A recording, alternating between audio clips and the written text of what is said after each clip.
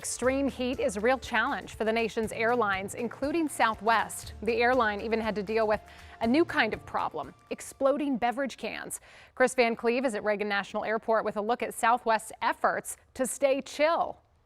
For Southwest Airlines ground crews, every flight is about beating the clock.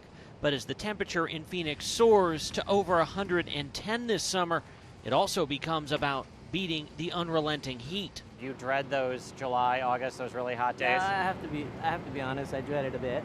Yeah, for sure. John Rawlings has worked the ramp for the last 6 summers. Stay hydrated and stay covered, stay out of the sun. Southwest deploys roving hydration stations and aims to get ground crews out of the heat after every flight they work. Even in the morning when it's a relatively cool 95 here in Phoenix, the temperature coming off the pavement is closer to 120.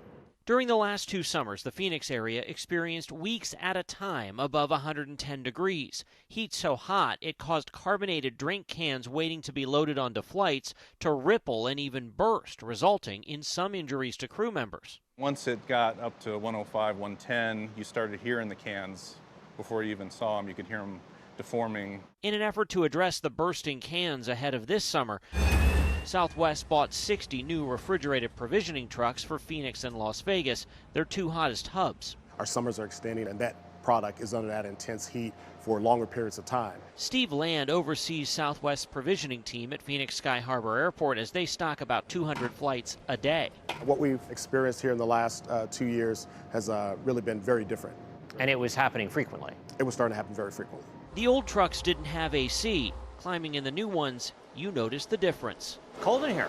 Cool in here, very cool in here. The storage area is kept at a crisp 40 degrees. What's the ideal temperature for the cans? Our goal is to keep them under 80.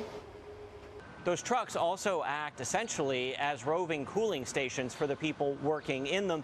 Southwest is monitoring the temperature of those cans with heat guns this summer. The goal is to try to keep them right around room temperature. Chris Van Cleve, CBS News, Washington.